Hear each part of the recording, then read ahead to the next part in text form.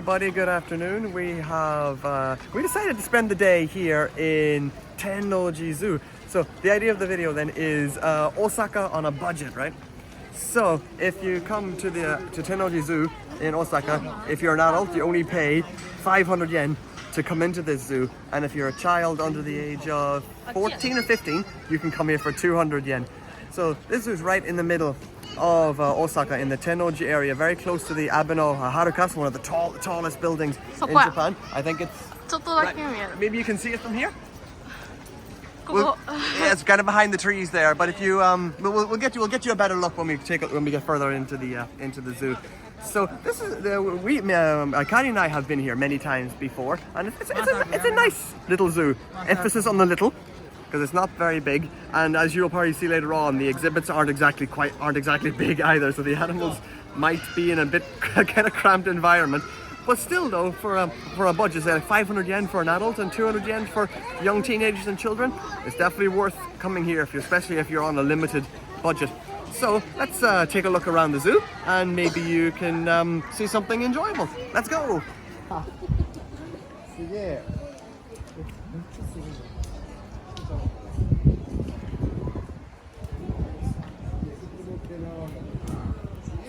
Okay, so one of the first things we've arrived at here is kind of like the monkey exhibit. So if you take a look around here, you can see there's lots of different monkeys here. There's a monkey having a lot of fun, and he's gotten off his little rope now, but he's jumping around. But as you can see, the exhibits are quite cramped.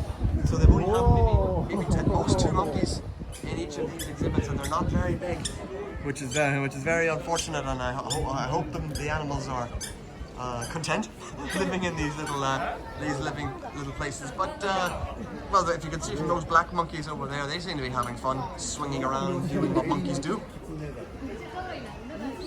But yeah, if you're only paying 500 yen as an entrance fee, you can see you get what you pay for, so to speak. But still, though, it's good to see the monkeys being quite lively, you know. So then we'll get back to you then when we arrive at our next spot. Okay, so now the next spot we decided to head to is the bat house, which is just straight ahead that way. So then, since it's the bat house, it's obviously going to be quite dark.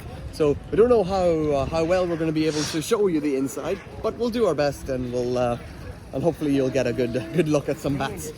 So then, let's head inside and look at some bats flying around, eh?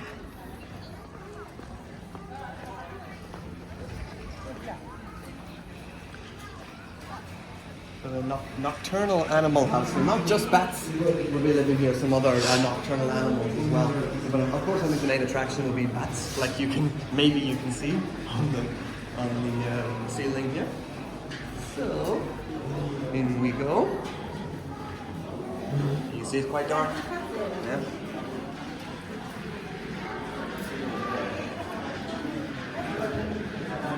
Okay, here we are.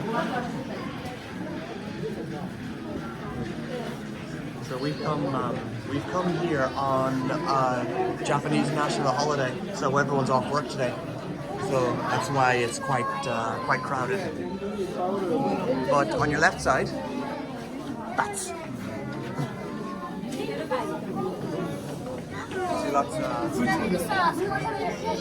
So can you see the bats on the roof, and maybe a couple of bats flying around as well? Oh, there's one. Very big, aren't they? I don't know if the camera can accurately pick up the size of the bats, but in here, if seeing them in person, they're actually quite big.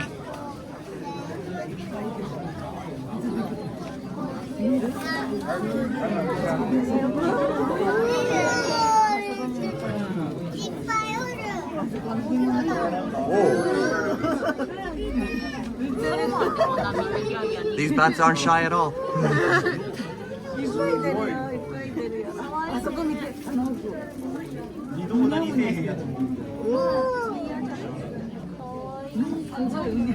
Shall we move on then? I wonder if you can see the animal. Oh, it's jumping down the side here. There's a hopping animal in there. Stop. You can see something hopping in there. Oh, there it is. It's hopping.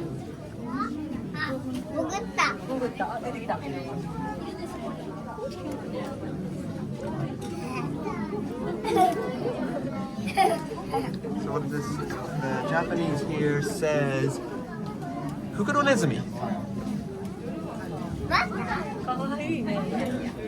So brush-tailed rat kangaroo. That makes sense. It's hopping around like a kangaroo, isn't it?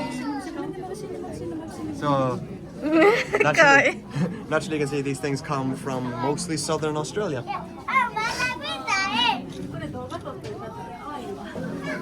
Next to the rat kangaroo is the kikajo. I wonder if you can get a good. I wonder if the camera's picking that up now. It's kind of hard to see him, but it's a very, very adorable little animal.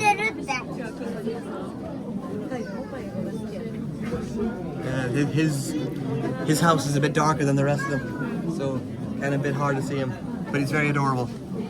So these things seem to be native to South America, mostly Brazil and on the northern side maybe Colombia and places like that. And a little bit of maybe towards Mexico as well. So that's it. So it's not a very big nocturnal house, but you can see some nice animals. I like the bats and the rat kangaroo. It jumping around was very adorable. So we're gonna head back outside to daylight where you can actually see things. And there we go. Now we're outside. So Kani その夜の動物についてどう思う？可愛いか？そうだね。コウモリは？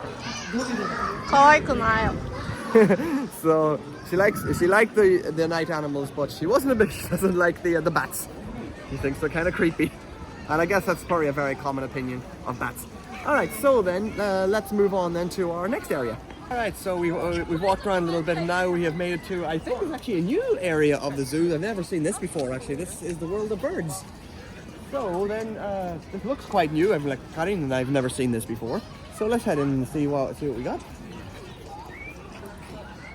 So the world of birds has a different purpose from that of the flight aviary. So I knew about the flight aviary. So it's like kind of like a massive bird cage that's here in the zoo. But this one's a bit different. So then let's take a look around then. So luckily this is outdoors, and so you can actually see the animals this time compared to the nocturnal animals. So what do we got here? The Palawan peacock pheasant. So it looks like that one there is the male version.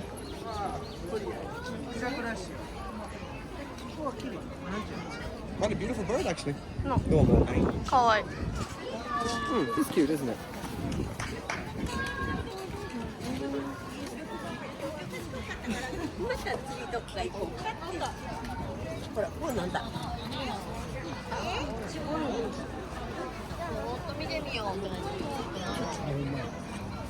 So this exhibit is supposed to be the Edwards pheasant, but I don't see it. Unless it's hiding somewhere.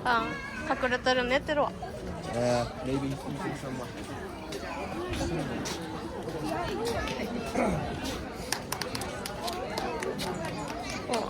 So this one here, what a vulturine guinea fowl. So there he is down there, but he's not facing this way. Oh, maybe we can see his head now. There he is.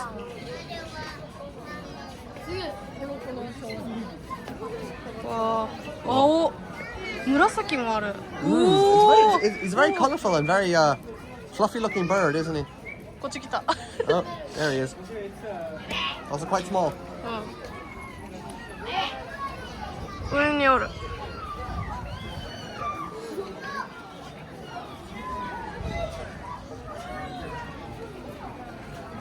Mandarin duck, right?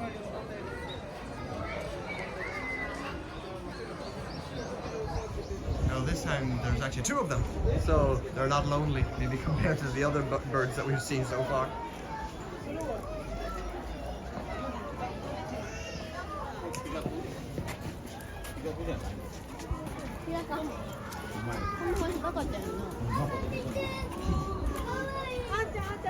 Right, what do we got here? Ooh, that's, that one in the corner there.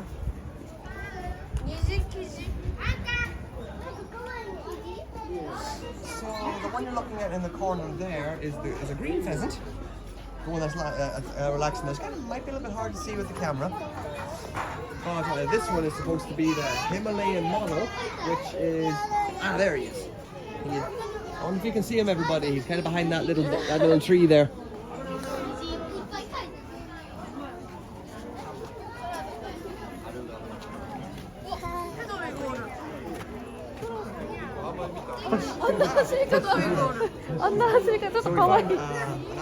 So now over here, you can see Hedwig. If you're fans of Harry Potter, you'll recognize Hedwig. And there are two of them in there. There's one at the back as well, which is a bit more grayer than the one down there. Very, very beautiful.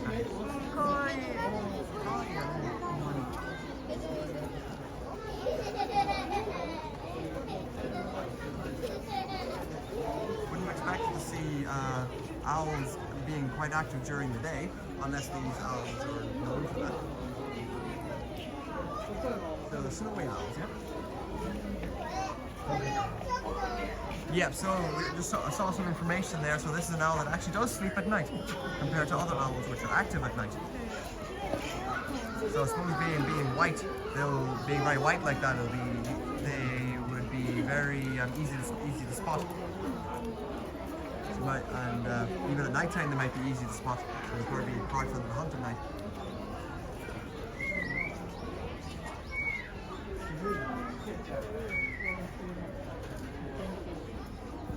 And these owls are generally found in cold areas by the looks of things.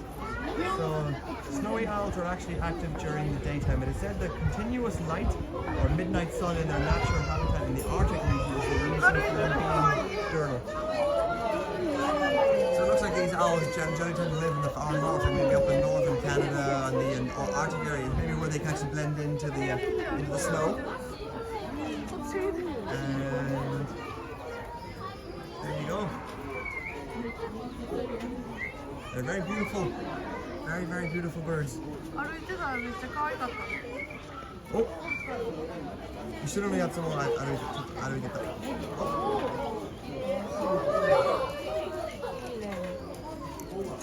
They also seem to have very big, very fluffy feet as well. Probably very good for walking in snow.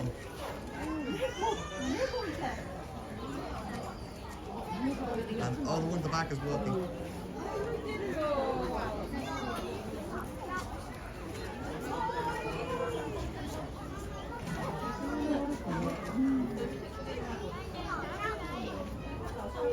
They're so beautiful, it makes me want to actually stroke one. I bet you they'll feel very fluffy and very soft as well. Kind of normal.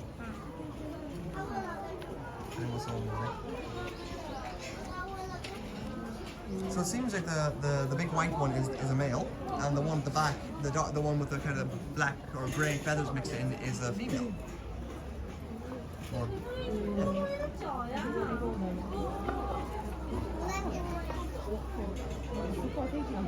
Oh, the one at the back has picked up a mouse and it's eating. Kind of hard to see though, so it's kind of in the back. Maybe the female's a bit shyer. But the male at the front is standing on that laurel saying, "Look at me, everybody! Look at my beauty! Behold my beauty!"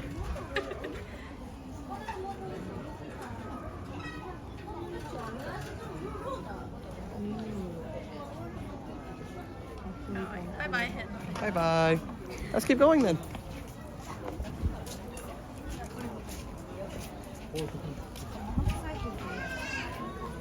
Eastern spotted bill duck. They're just some normal looking ducks.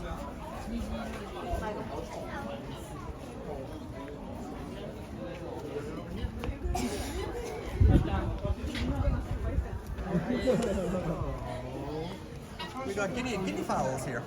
Domestic apparently.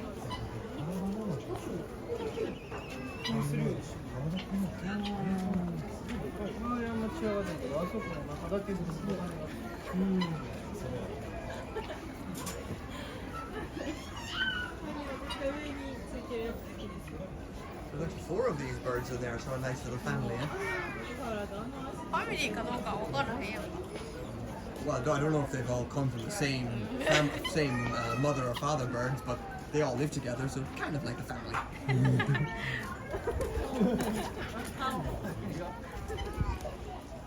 あ、これは So this is a laughing kookaburra. Laughing kookaburra. Eh? Oh, that one's not laughing very much, though, is it? He's kind of quiet right now. Maybe if Carrie told a joke, he'll start laughing. 無理やんか。日本語通じへんからさ。オーストラリア出身やん。 Australia 出身の多分その通りが多分日本語がわからない。わかんない。英語しかわかんない。でも彼の大阪人だからなんかここはコメディの中心やろ。まあな。うわ、赤いね。 So what's our next bird? Yala? That's very pink. Very small too. これがオスで、これがメス。終わり。 And there we go. That's the end of the. That's the end of the smaller bird exhibit. So this is actually quite pretty. So, but of course, again, the cages aren't exactly big, but the birds aren't very big either. So I guess maybe it's good for them. I don't know. I'm not a bird expert. But so this is nice to see that they've expanded the zoo a little bit. Also noticed they seem to be doing a lot more construction around the zoo as well. So perhaps they're trying to expand it more to bring in more animals or such. So which is very good news. I think this zoo could do with an upgrade. So let's keep going and see what else is here. Okay, so next we've arrived at the red panda exhibit here. So they've got a few little red pandas walking around. They're very adorable little animals. And if any of you have seen the Pixar movie Turning Red, so here's what the real thing looks like. So a lot smaller than what that Pixar movie might have showed you. But this is the animal that Mei turns into. If you've ever seen that film, I actually recommend you watch it at least once. It's a fun movie. But they're kind of walking in the back. I wonder if you can see them well in the camera there. Kind of almost. Yeah, very cute and walking slowly, aren't they? But just compared to some of the other exhibits here, the red pandas here actually have a pretty good amount of walking space. Their exhibit's actually a little bit bigger compared to others, and they've got lots of places to walk and play. So that's very good for them. I think there's at least 3 of them in there. I can see at least 3. みんなおいでこっち。ぬいぐるみみたい。